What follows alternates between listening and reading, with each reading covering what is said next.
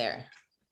Thank you all for joining us for our annual Founders Day event, which celebrates the founding of the League of Women Voters of Columbia, Boone County. Our league was first started in 1912 as the Columbia Equal Suffrage Association and was actually led by a man, MU President R.H. Jesse, with Luella St. Clair Moss, a woman, as the first vice president. 7 years later, on December 11th, 1919, this very day, 102 years ago, it was renamed the League of Women Voters of Columbia. And this time with a woman first president, Rosa Ingalls, and Luella St. Clair Moss as the first vice president. And then in 1967, our league was expanded to include Boone County, and our name was so adjusted. So today we are celebrating the 102nd birthday of the founding of the League of Women Voters, Columbia, Boone County. And before we get on to our official program, I did want to mention that although we are called the League of Women Voters, Columbia, Boone County, that men were involved at the beginning of the starting of our league, and we presently have men members. And the word woman, W-O-M-E-N, includes the word men, M-E-N.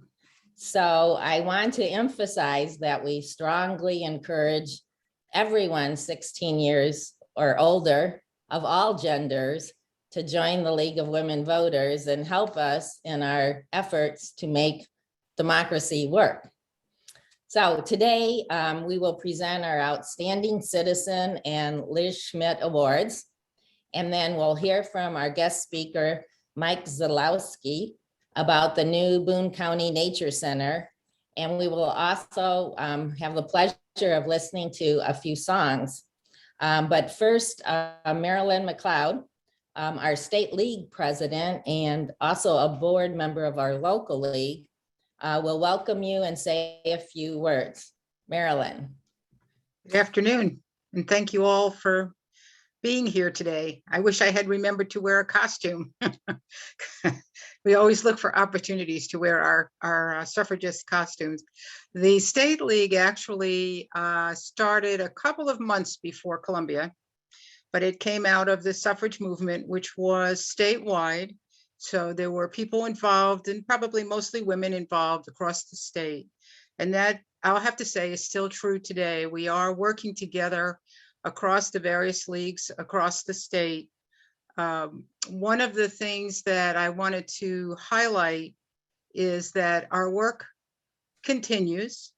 I've often said, wouldn't it be nice to close our doors and say, we're done, everything's wonderful, everyone votes, it's a perfect world. It would be great. Unfortunately, we still have work to do.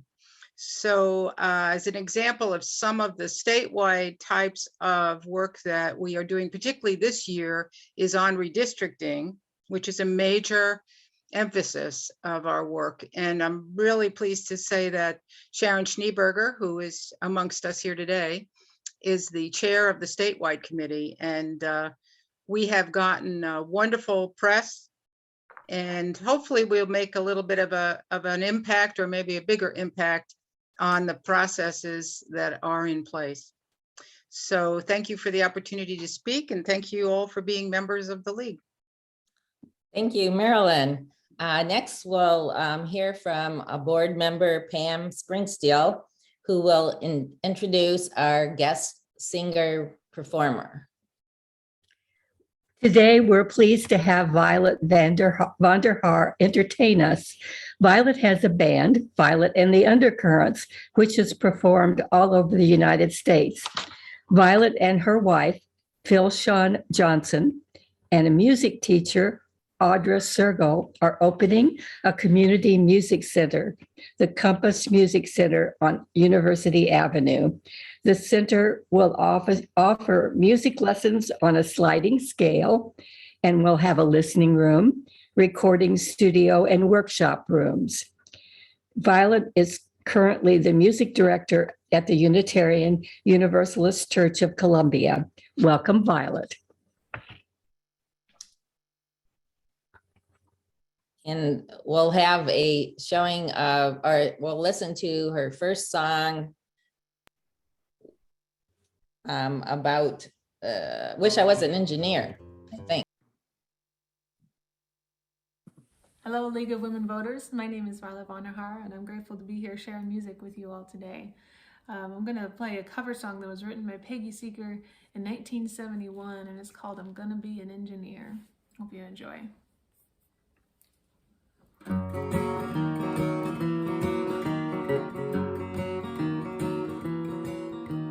When I was a little girl, I wished I was a boy. I tagged along behind the gang and wore me corduroys. And everybody said I only did it to annoy, but I was gonna be an engineer. My mama told me, can't you be a lady? Your duty is to make me the mother of a pearl. Wait until you're older, dear, and maybe you'll be glad that you're a girl. Dainty as a Dresden statue, gentle as a Jersey cow, smooth as silk, gives creamy milk. Learn to coo, learn to move. That's what you do to be a lady now. When I went to school, I learned to write and how to read, some history, geography, and home economy. And typing is a skill that every girl is sure to need, to while away the extra time until the time to breathe. And then they had the nerve to say, well, would you like to be? It says, I'm gonna be an engineer. But you only need to learn to be a lady.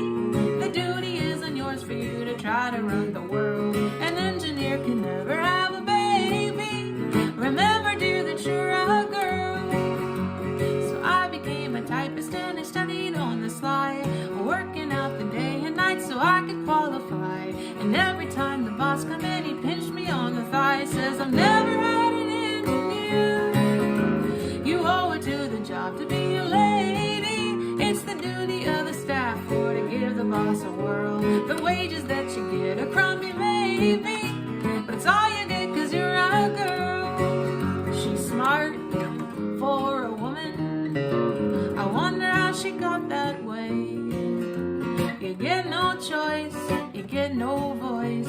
Just stay mum, pretend you're dumb. That's how you come to be a lady today.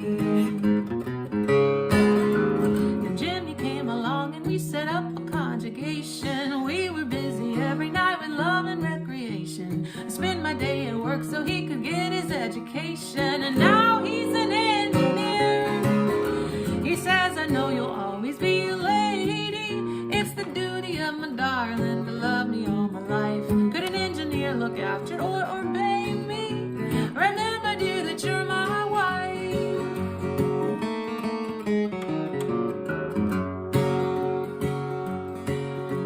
As soon as Jimmy got a job, I studied hard again. Been busy at my turret lay the year or so, and then the morning that the twins were born, Jimmy says to them, kids, your mother was an engineer. You owe it to the kids to be a lady. Dainty as a dish rag, faithful as a chow. Stay at home, you got to mind the baby. Remember, you're a mother now.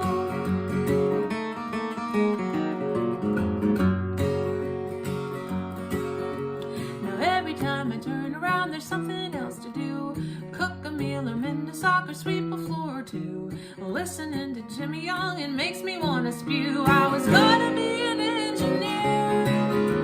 I really wish that I could be a lady. I could do the lovely things a lady's supposed to do. I wouldn't even mind if they would pay me, and I could be a person too. What a price for a woman.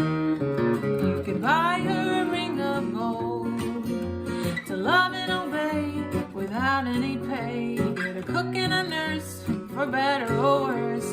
You don't need a purse when a lady is sold. But now the times are harder and my Jimmy's got the sack.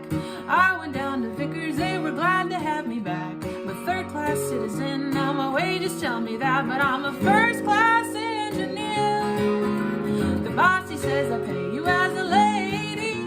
You only got the job 'cause I can't afford a man. Without you, keep the profits high as maybe.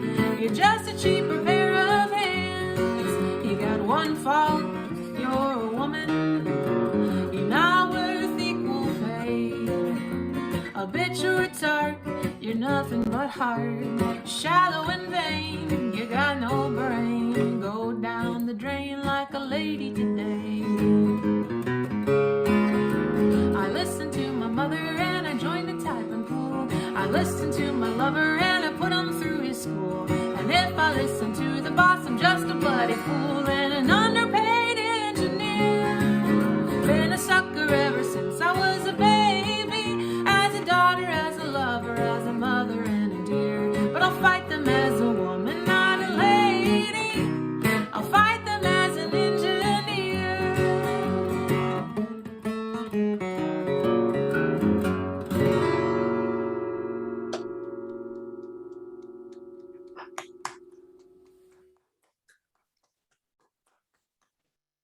Oh, thank you so much. That was delightful, beautiful, significant. So next, we will hear from Diane Schuler, present board member and past League of Women Voters, Columbia Boone County president. And Diane will be presenting the Outstanding Citizen of the Year Award. Diane. Okay, thank you, Barbara, and thank you all. It's very nice to be here. I really do wish we were in person because this is one of my favorite times of the year and favorite ways in which the League honors people in our community, and it's always nice to do it in person, but hopefully in the future we will be together. So the Community Service Award was created to honor a citizen for their dedication to the principles of a civil society and to the goal of making our community a better place for all. This award is given each year by the League to a deserving individual, making a difference in the lives of those who live in Columbia and Boone County. This year's Outstanding Citizen Award is given to Ruth O'Neill, someone whose name most of us have never heard and whose face we would not recognize. However, Ruth is certainly known by her deeds. Ruth O'Neill is a person who orchestrates Loaves and Fishes Soup Kitchen every night of the year, 7 nights a week, 52 weeks a year, ensuring that some group in our community provides a hot meal to those in need. She manages the schedule of organizations providing meals, ensures that volunteers are available to serve and clean up, and provides needed cleaning and serving items.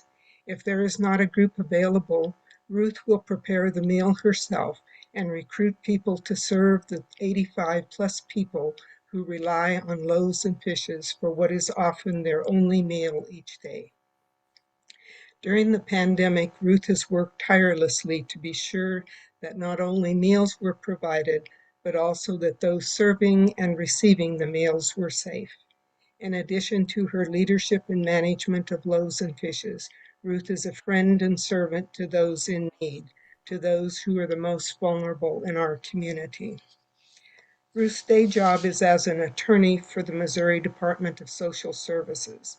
All of the many hours of service she provides at Loaves and Fishes and St. Francis House are totally voluntary and done as part of the mission of the Columbia Catholic Workers community. She recognizes that people who live on the edge of humanity, those wondering where they will sleep the coming night, those who are ill but cannot afford basic medical care, and those who have no expectation that they will have 3 meals a day are worthwhile. Her belief that we are all in this together translates into her ongoing action. Year after year, she has put others' needs far above her own. Ruth determined many, many years ago she wanted to walk this earth as a sister to strangers who might need a meal, a place of temporary shelter, a kind conversation, something to smile or even laugh about, a mutuality that would honor each one as a person of worth. How fortunate that Columbia, Missouri is a piece of earth that Ruth inhabits every day and every evening. It is a great honor to present the Outstanding Citizenship Award to Ruth O'Neill, a real unsung hero in our community. Congratulations, Ruth.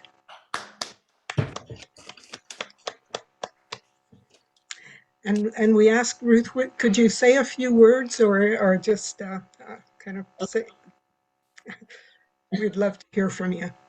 Thank you, Diane. That was, I'm a little bit overcome. Thank you so much. That was a lovely and probably more glowing than absolutely necessary introduction. I appreciate it very much.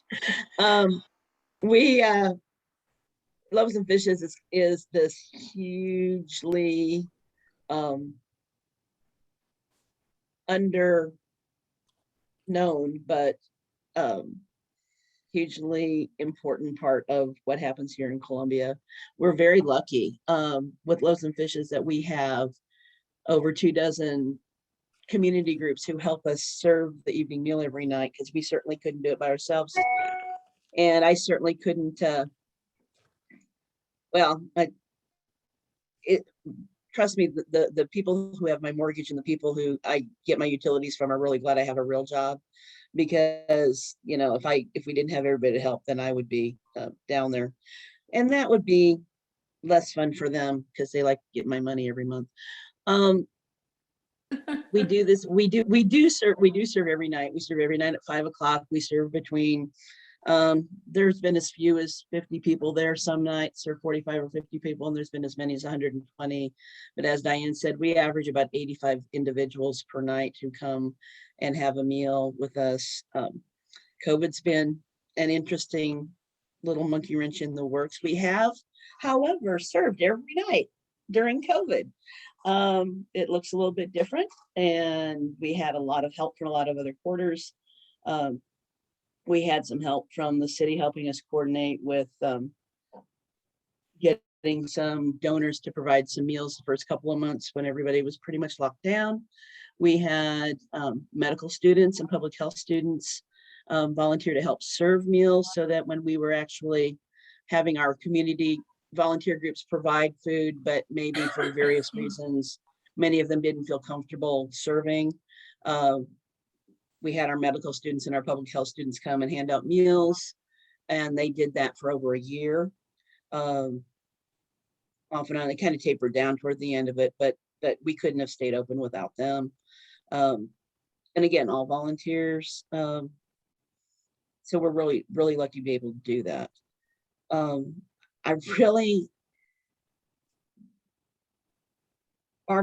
understand how this work is not done, because a lot of the people who come to eat every night aren't registered voters, or if they had, maybe they were once, or maybe not, but they're not eligible to vote because they are felons who haven't had their rights restored. We have a few people who may not be citizens, although most of them are. And we have people who can't register to vote because they don't have an address to put down. And it's really hard for people to do anything, get a job, register to vote, do anything without a permanent address. St. Francis House helps with that some. The people at Turning Point that operates at the Wilkes Church where Loaves and Fishes operate helps with that by giving people an address. But it's a big challenge for them. And a bigger challenge is actually getting them to understand that it makes a difference, that they can have a voice, because so many of the people that we see don't think their voice is going to matter. But when they get to meet so many people in the community who come and volunteer and share their time and share themselves with the folks that are coming to eat, it does help them quite a bit. They, some of them form relationships with some of our volunteers in a sense of, they'll say, hi, you know, Joe, I'm good to see you back. We missed you all month. And for people who don't learn each other's names, that's still okay. Sometimes that smile and that meal is enough. And so we provide that as well. you all do great work, and I'm very honored that you thought about me, and thank you very much. Oh, thank you so much, Ruth, and thank you for sharing that with us. I don't know if people can see this, but we have nicely framed the award, and I'll be contacting you to deliver it to you this week. So thank you so much. Thank you again. And next, Pam, did you want to introduce the next song?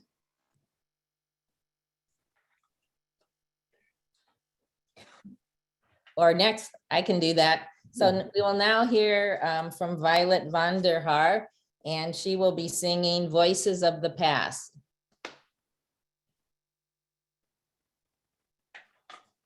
The village, and she recently did an interview with Sarah Lee Guthrie, who is Woody Guthrie's granddaughter, and Sarah Lee performed at the Women's March in DC, and she said when she was on stage, in one ear she could hear Pete Seeger, and in the other she could hear Woody Guthrie, and it was one of the most powerful, humbling, amazing experiences that she had had on stage, and a reminder that we are in this together.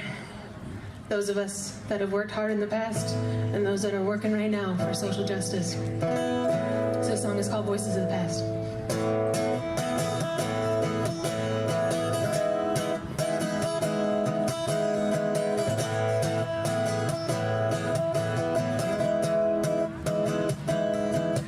It was the night the earth shifted, did you feel it quake? Every woman and child were laying awake, and the earth broke open as we sang songs of joy and peace and pain. And it came to some of us in a dream, it came to others in a melody. It came from the future, came from the past. It came and said, we're not going back. And every voice of the past was singing with us. I could feel Woody Guthrie sending his love. Every voice of the past was singing with us. I could hear Pete singing, we shall overcome. We shall overcome.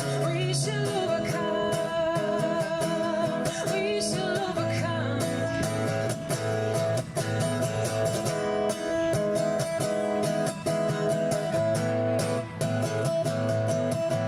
And some might call it crazy, some might call it sane, but I felt something change inside me that day. 'Cause I felt every breaking heart. I knew this was in the end, it's just the start. 'Cause there's still so much work we gotta do, but I know something changed inside you too. 'Cause we're standing taller, we're standing proud, and we are living larger, we're living loud. And every voice of the past was singing with us. I could feel Woody Guthrie sending his love.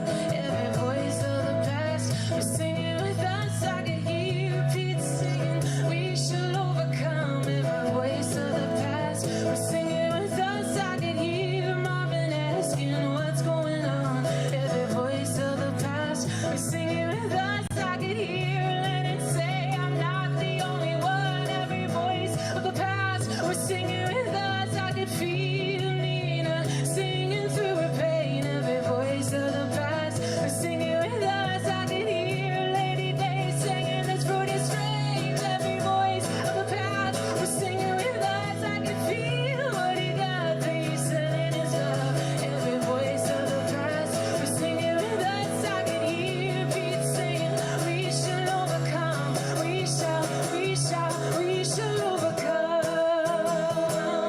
We shall overcome.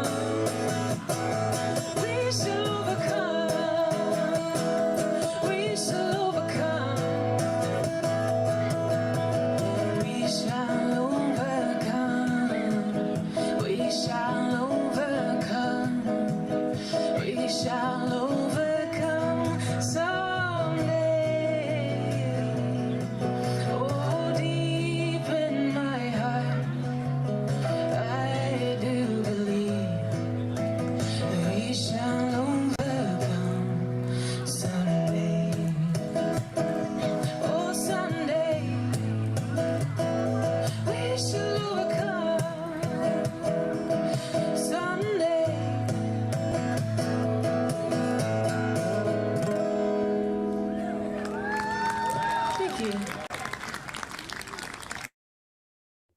Hopefully you enjoyed that song. And next, Marilyn McLeod, board member and State League president, will present this year's Liz Schmidt Community Award. Marilyn.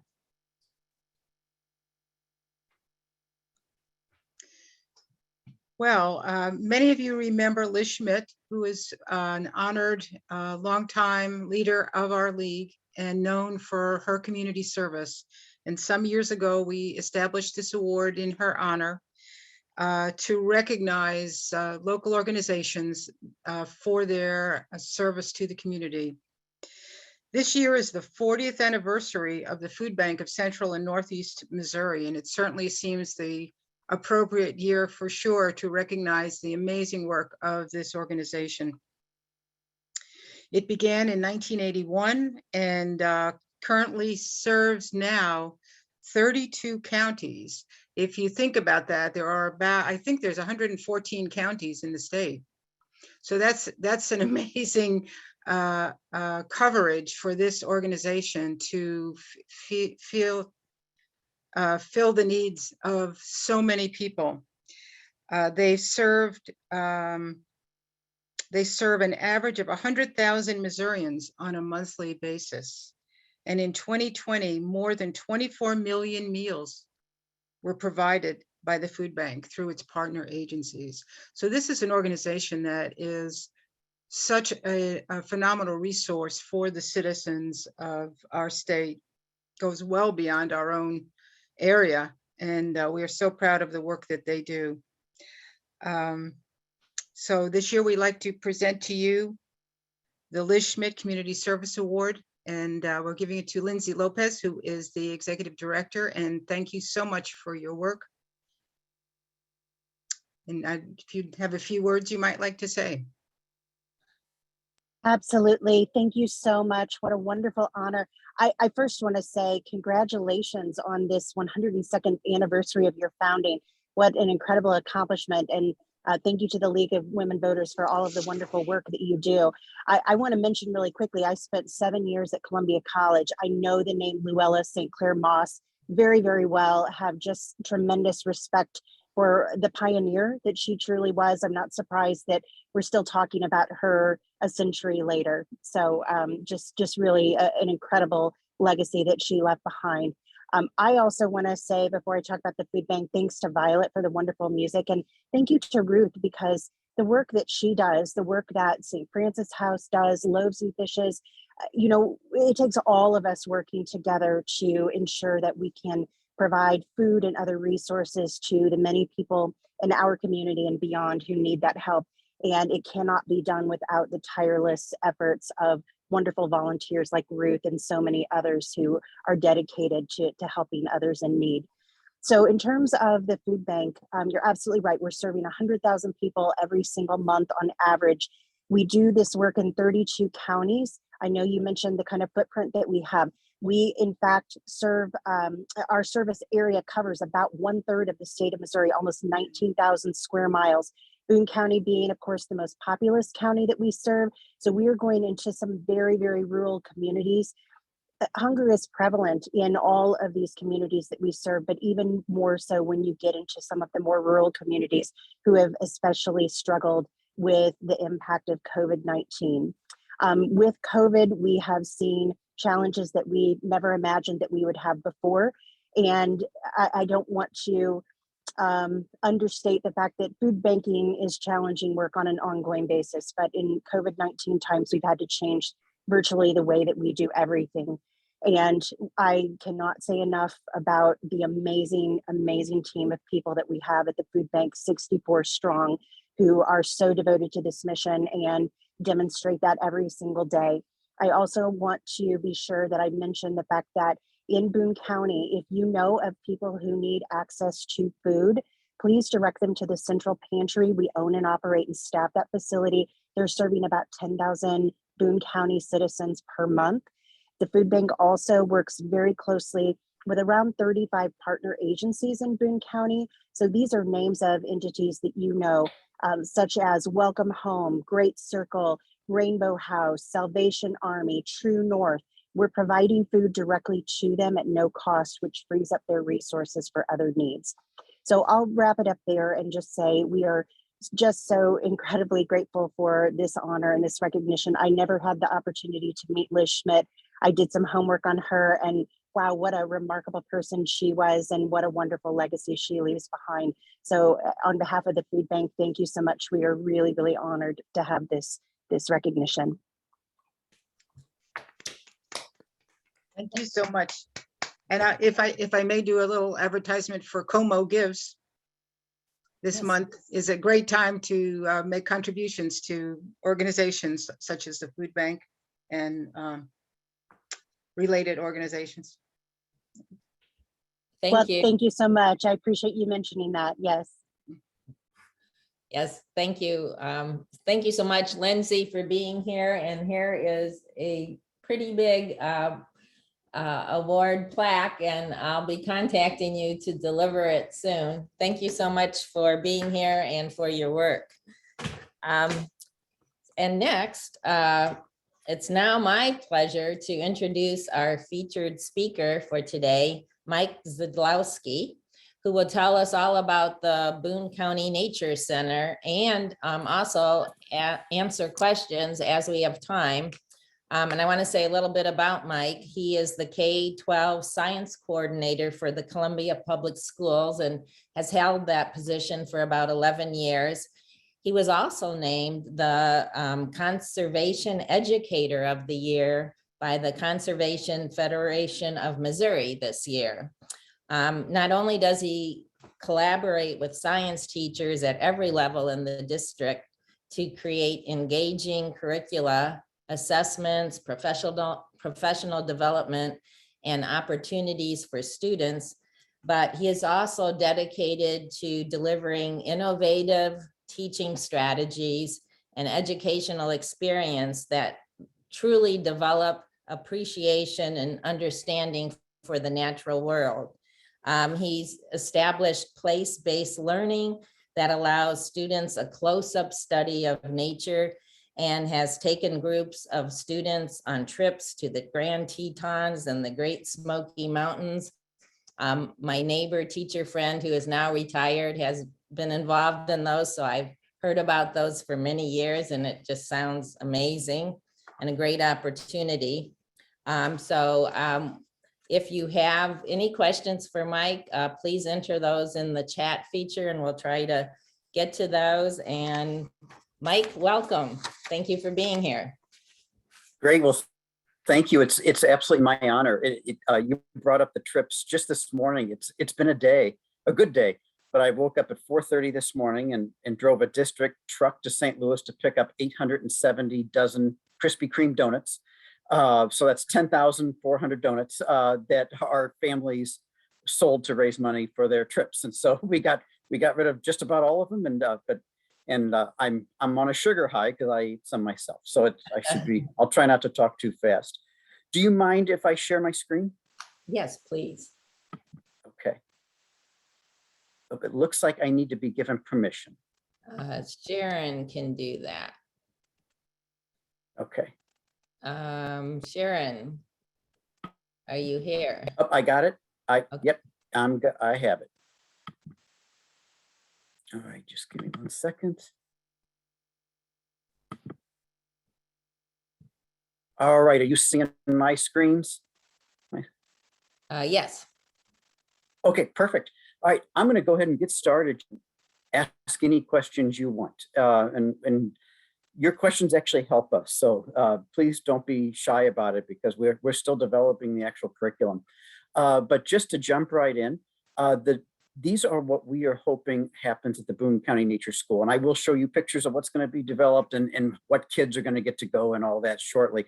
But here I'm going to very briefly talk about today the nature explorations when they're out there, how they'll become citizen scientists, and service learning. Because what you're going to hear from me a lot today and any other presentation is, while I'm the science coordinator, the science portion is probably the least important. It's important, but it's the least important for the nature school. It's really about, you can learn all the science you want, but if you don't apply that science to actually do something that helps your community, then really it's kind of all for nothing. It's just for you. And we want this to be about the whole community. So that's what I'm going to talk about today a little bit. And so just to give you a little background, and I want to kind of show you where you are here. This is 206 acres. Actually, this is 111 acres. And then counting over in here is 206 acres that was owned by the late Hank Waters, who was the Columbia Daily Tribune editor or owner. And just so you know where we are, this is Highway 63 right in here. And if we go off the screen, that would be like, this is Tom Bass Road.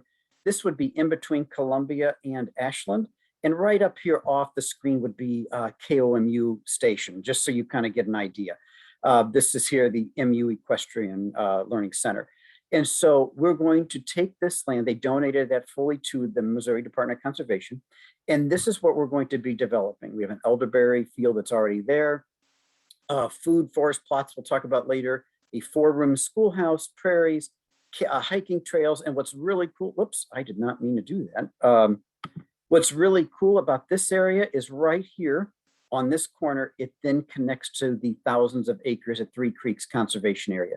So while our school will have access to this 206 acres and a couple ponds, we will actually have access to so many more miles and miles of hiking trails that we will get to use for this program. Just a slightly different map, slightly different kind. And this, later on, if you wanted, I have a legend here that goes with what all these things we're building is. But this again is the 111 acres. This is private property that the Waters family is kind of said they're donating to us and filled out the contracts, but they're just keeping it a few more years to use. And then here's where we connect to Three Creeks Conservation Area. So what will we be doing out there before I go into the actual structures and why we're going to be building a building? But we have 2 ponds out there that are fully stocked. We have taken kids on science camps for years.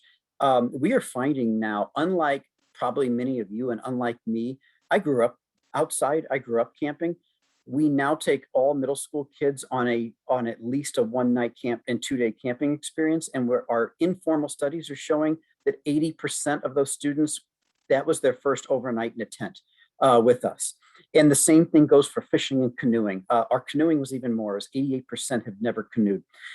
Fishing is around 60% have never fished.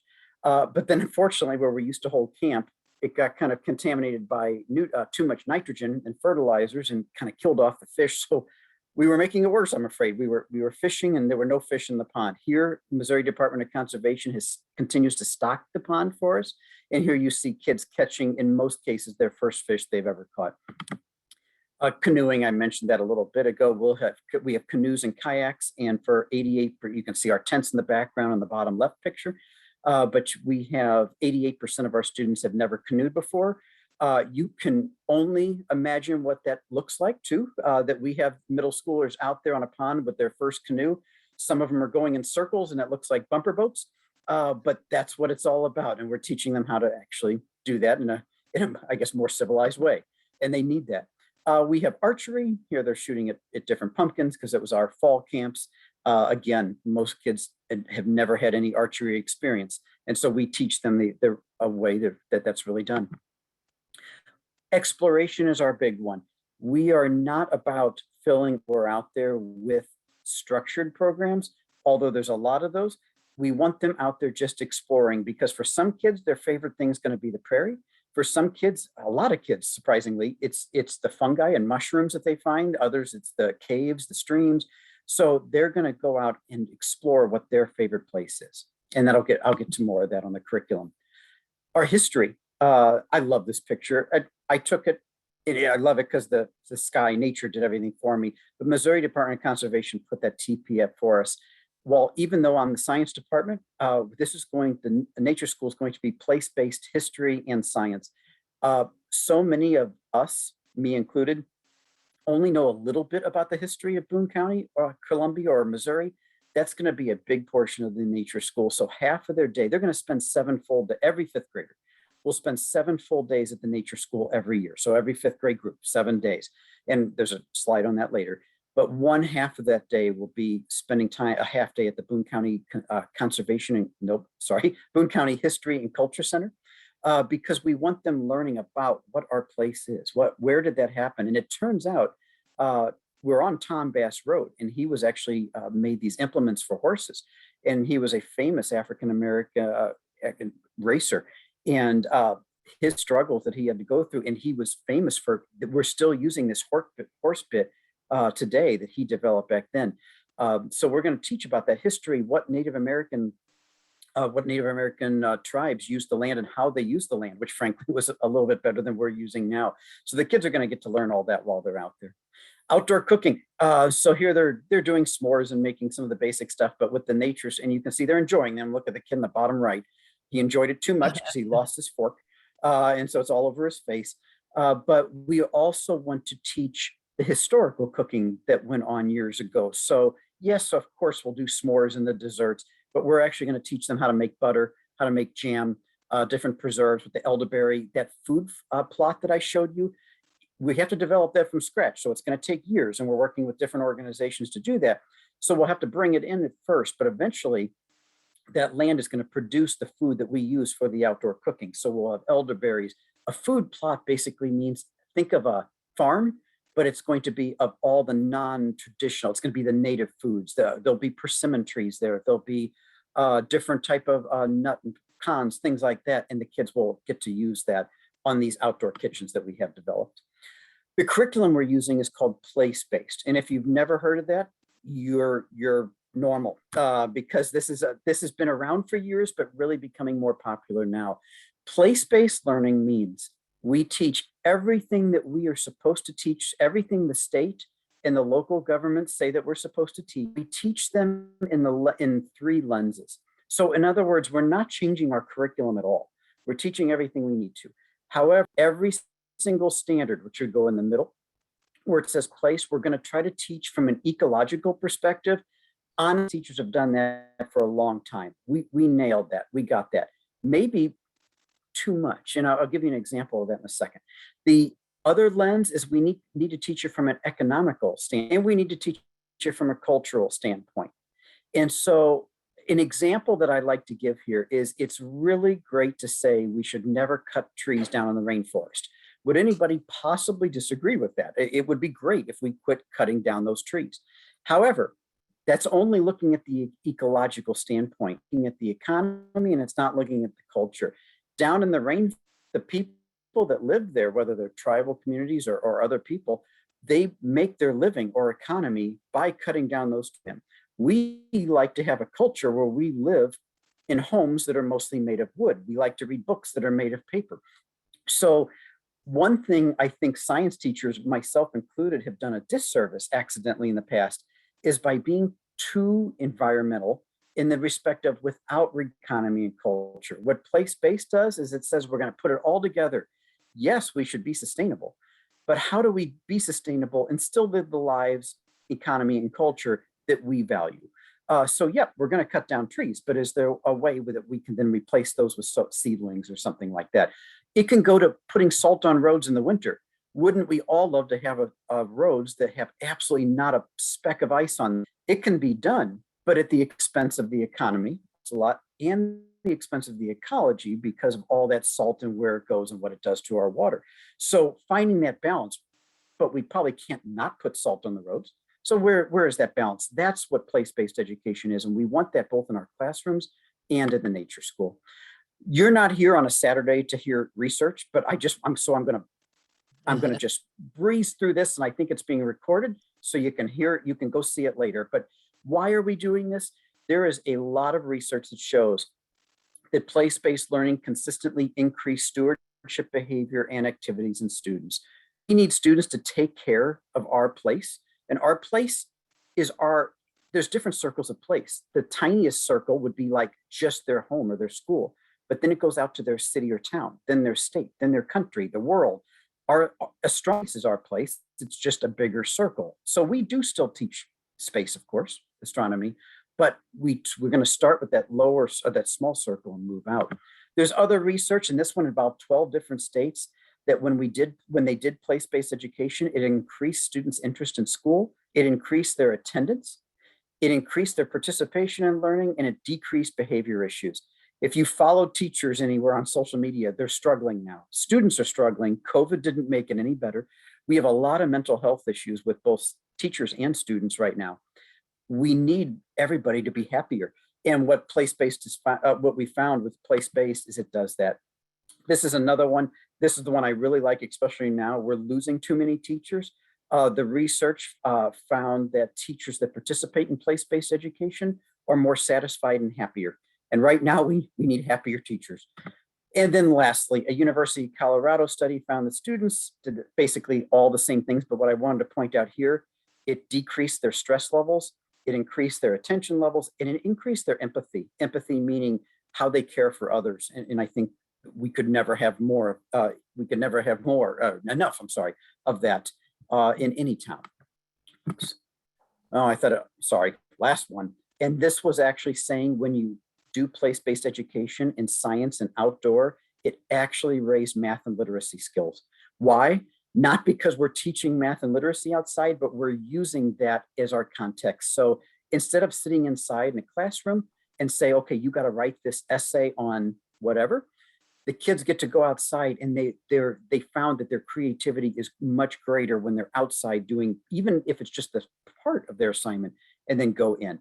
And they found that actually the students that benefited the most are the ones with highest poverty. Okay, now I promise that's it for the research. But just a few examples. Here's the history of our place. That is a picture of Columbia way back. We want students to see this, and what we actually want are students to actually make a rotating history museum that can go to the library, can go to City Hall, wherever it different schools. And we want to show them there's a lot of, this has been done a lot, but what hasn't been done is, why is Rollins Street called Rollins? Why is Providence called Providence? Stadium's a pretty obvious one. We have a stadium on it, but we want the kids looking at that and seeing why are those streets named that? What buildings are there now? Why did Columbia become a city? It used to be called Smithton, the town of Smithton. Why was it here? And there's a whole lot of science and history connections of why that's done. So here's what's going to happen. For every fifth grader, and notice I said in Boone County, it's not just Columbia Public Schools. So every student in Boone County, whether it's private, parochial, public, will have homeschool opportunities. They will get to spend 7 days at the nature school. Instead of doing 7 days all at once, I kind of developed that with my team to be 4 days first semester and 3 days second semester. And the reason is we want this to actually be a full year experience. So in the first 4 days, they'll spend 3 days at the nature school property doing all the stuff I've been talking about. They'll spend 1 day at the, I'm sorry, I said half day earlier. It's 1 day at the Boone County History and Culture Center. Half of that day is studying the history, and half of that day is culture and art activities that go with the environment. Then the other part of that first 4 days is the staff at the nature school will be working with the staff from the schools that came and the students to develop a project that they can do in the middle months when they're not at the nature school that makes their place better. And what I mean by place, again, it could make their school better. It could make their community better. It does not have to be about environment, but it can be about anything that makes the people of Boone County or the environment of Boone County or the places of Boone County better. They will start developing that action plan at the nature school. And then our staff will check in with them every few weeks to make sure they're progressing and carrying out that plan. They will then come back for 3 more days, second semester. And by the way, another history of this decision. I wanted to do this to spread out the learning all year, but the other benefit of this is if we did 7 days all at once, some lucky kids are going to get beautiful October, and some maybe lucky or unlucky kids will get February. By doing this, every group is going to get the hot or mild part of the year, and then the colder part of the year. So we'll just keep that same order. But when they come back for 3 days, of course, they're going to do more explorations that we talked about. But 1/2 of that 3 days is going to be them presenting on their project to their community, whoever their community they decide is, their parents, their administrators, people from the community. They'll come out to the nature school and they'll be celebrated and tell us how they made their place better. So doing it this way, it's not going to be, I love field trips, but too often field trips are what I call a one-hit wonder. It's amazing for that day, but then they go back the next day and they really never talk about it again. And we still do those and they're great, but we wanted this a full year wonder that stays with them much longer. I've kind of talked about these, but while we're there, each room of the nature school is going to be either a forest room in a museum, an aquatic room in a museum, a prairie room in a museum, and then the other one's cave. And of course, they'll have their personal explorations in there. We want students doing science, not just learning about it and memorizing it. So we have different programs where they're actually going to, well, 25 bluebird boxes over the 200 acres, 111 acres at first. And this is so cool. I can't wait to do this myself. The kids actually will be opening those bluebird boxes every week. So every group will get to do that, and taking the data doesn't harm the bluebirds at all. They'll be in a bluebird. I didn't know this at first, but a bluebird will actually have about 3 full breeding periods a year. And so the kids will open them up and note how many eggs there are, how many eggs end up hatching, how many of the babies survived. Did anything get them, snakes or anything like that? Did the wrong bird go in the bluebird house and it's a bird we don't want? And then what do we do about that? But then all that data actually gets sent to scientists that are studying this around the whole country. So the students are actually going to be scientists. And then they'll use that data to determine, okay, how can we help the community have more bluebirds, and what can we do at our houses?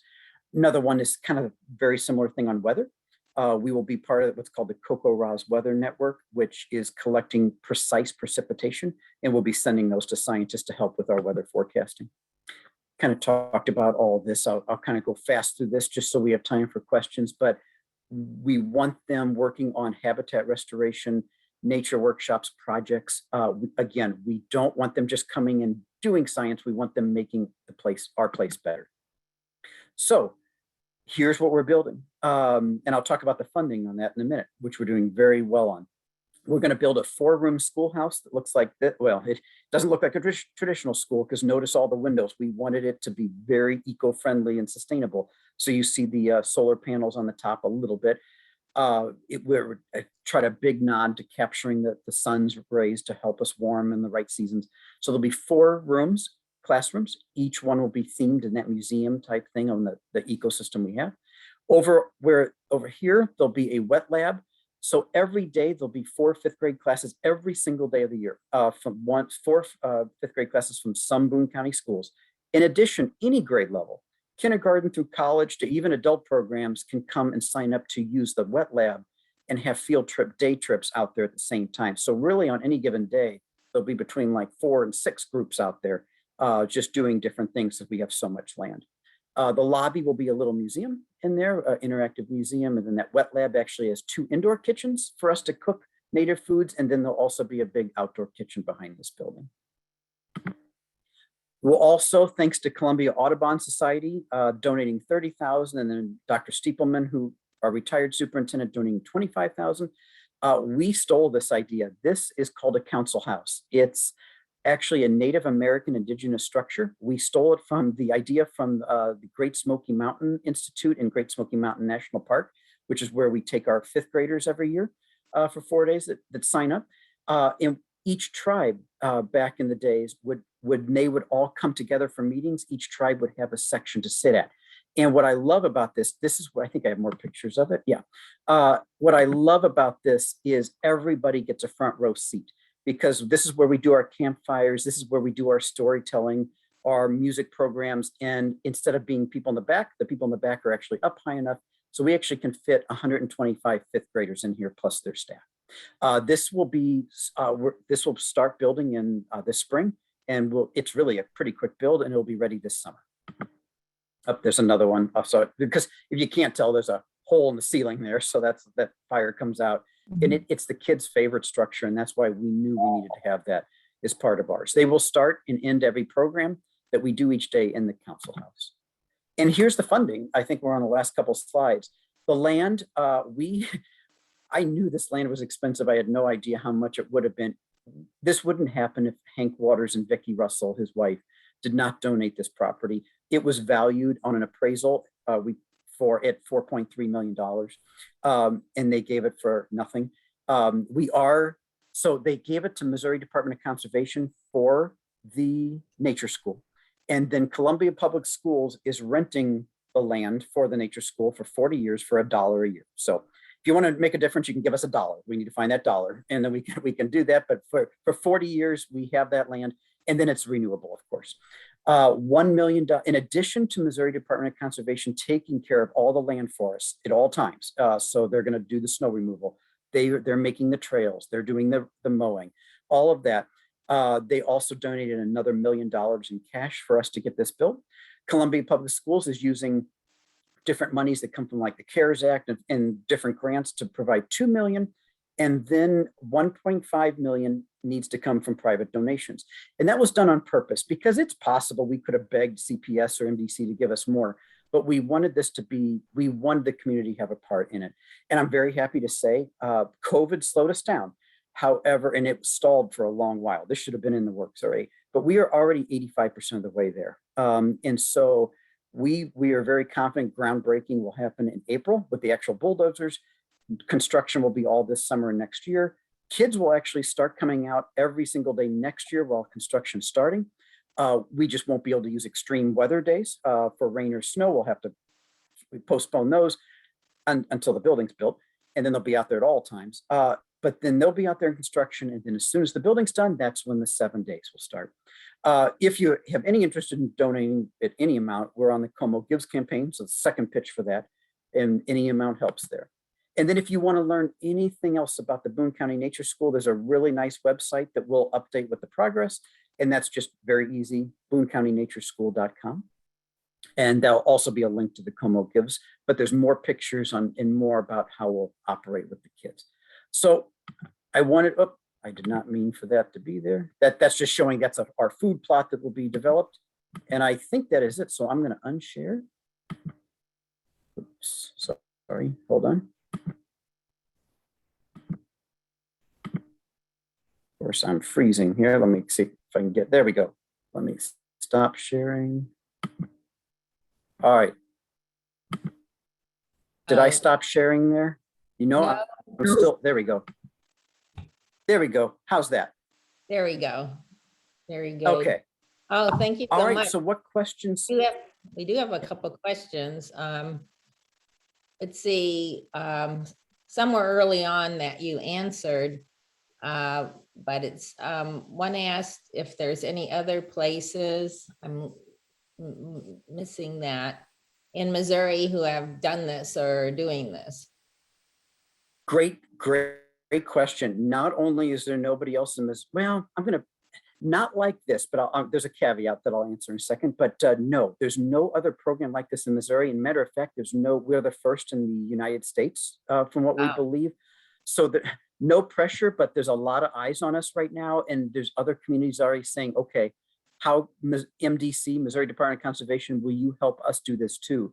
And their answer was yes. They said, if you got to go through all the research and you got to go we've been working on this for 5 years because it's a lot of money. So they got to make sure they can handle it and it's going to be sustainable.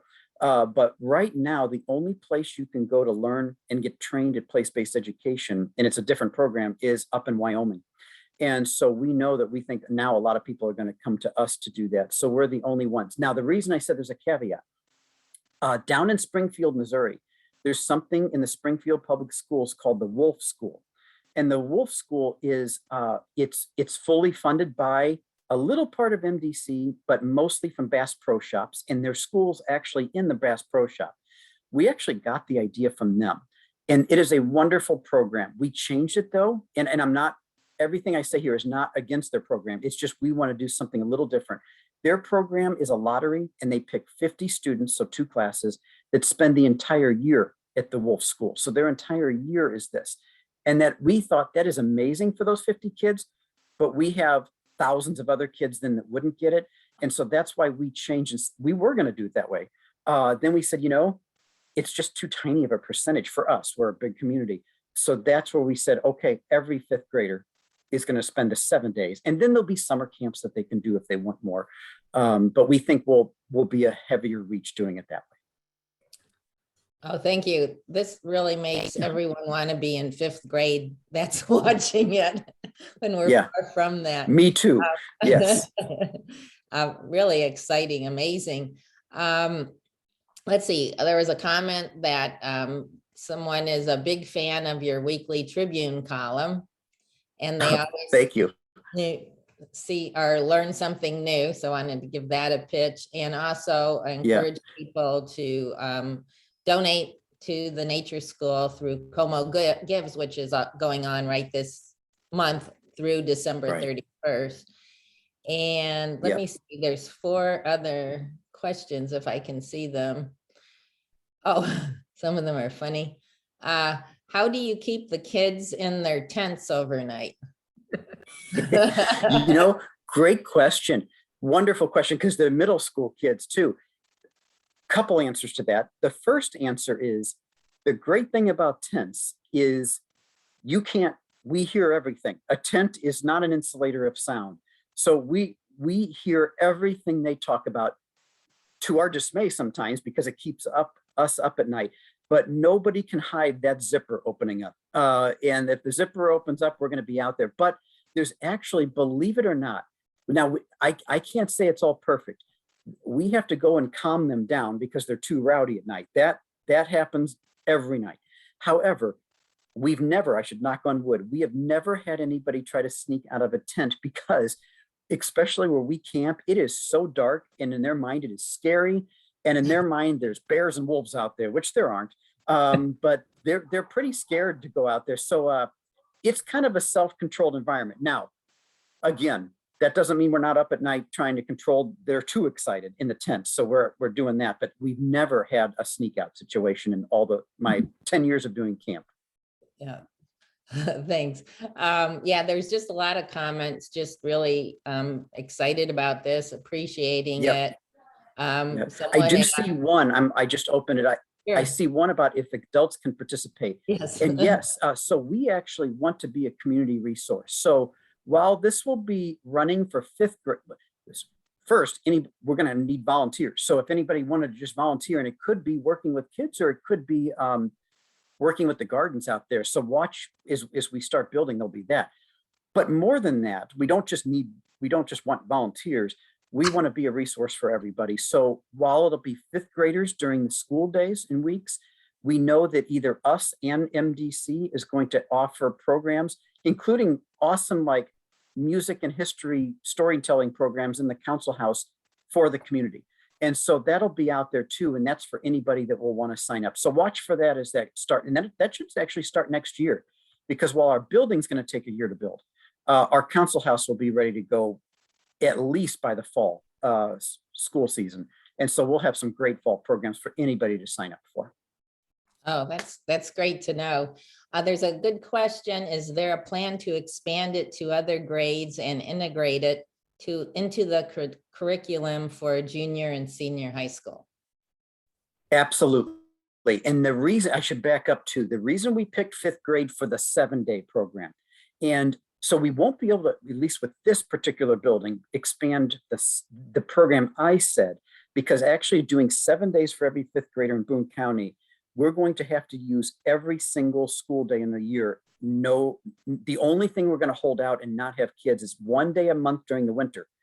I'm sorry, 1 day every 2 weeks. We're going to have a Friday of no students to make up for snow days. That's the only days we're going to do so they don't miss out. But we use every day. But remember that wet lab, and that any grade level can come out. And so every single grade level besides 5th grade can come out and do as many field trip days with their teachers in our programs as they want. In addition, the camp I was talking about, that's actually a middle school camp.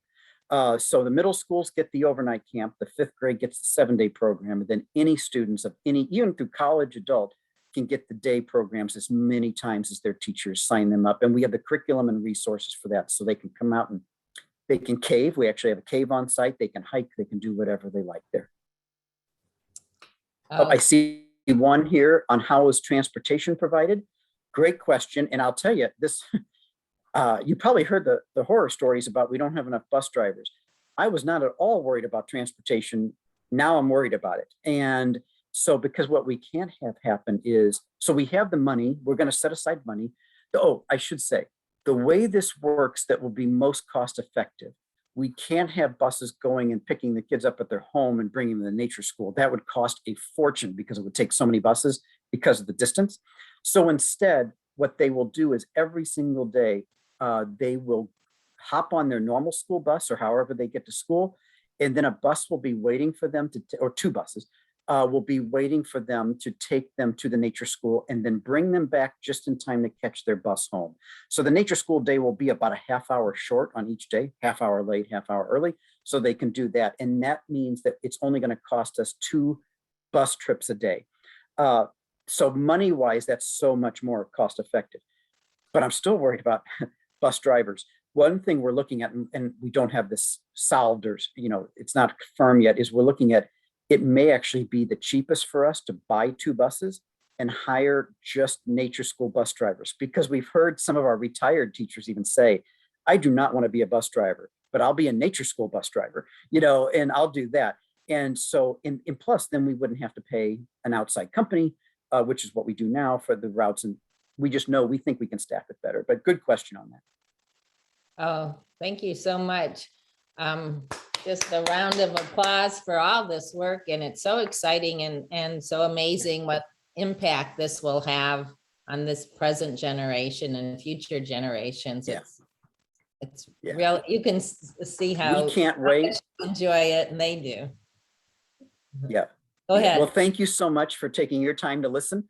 And if you ever have any questions, you can just reach out to me. And this will be recorded so people can share it, and it will be on the league site.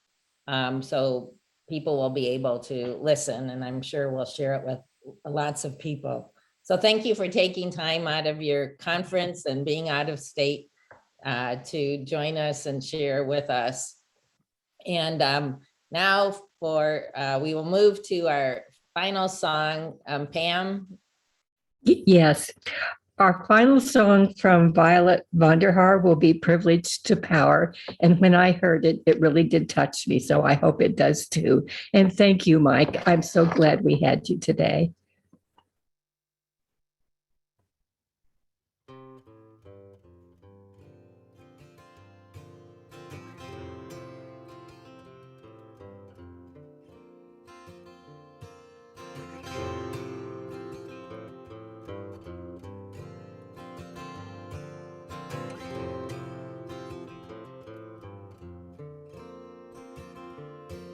There's this part of my heart that breaks a little bit more each day. And there are words in my mouth that won't come out 'cause I'm too afraid of this feeling inside that I know is not right, and so I look away. From the things that I see, I choose not to believe 'cause it's easier that way. And if you've got the privilege to feel like this, and you've got the power to change it, if you've got the privilege to look away, then you've got the power to make a change. So when they ask you, where were you? When they ask you, what did you do? Can you say that you stood up to fight? Can you say that you did what was right? Or will they just hold your tongue, standing there, blind and numb to it all, to it all?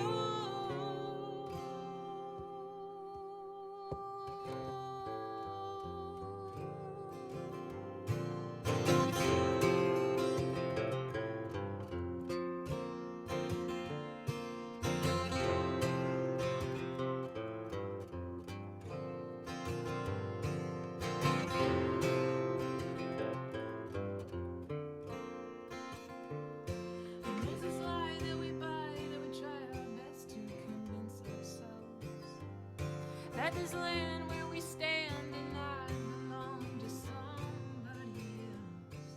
Before we came in with our greed and our sin, and we tried to sell this myth that we're a gift and that we should sit higher than everybody else. And if you've got the privilege to think like this, then you've got the power to change it.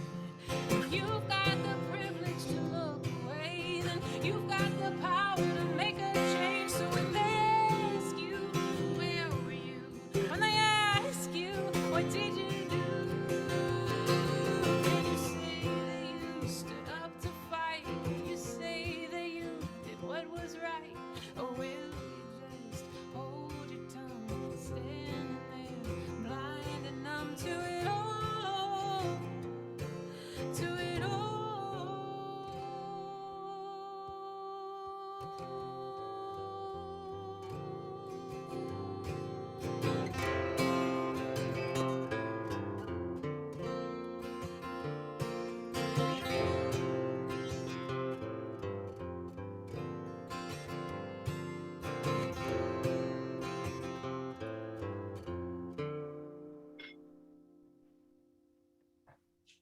get to vote.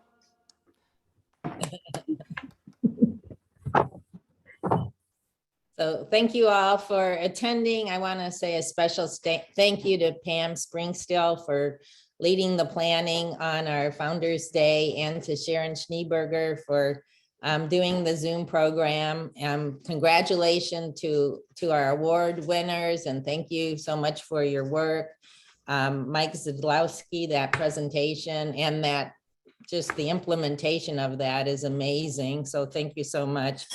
And I just want to tell people that we have a lunch and learn program on Tuesday at noon, and it will be Jeannie McCall, and she'll be talking about the Boone County jail data and her analysis of that data. So please join in, and please share this program with other people. It was quite amazing to hear our award winners and Mike. So thank you. Enjoy the rest of your day. Thank you, Barbara.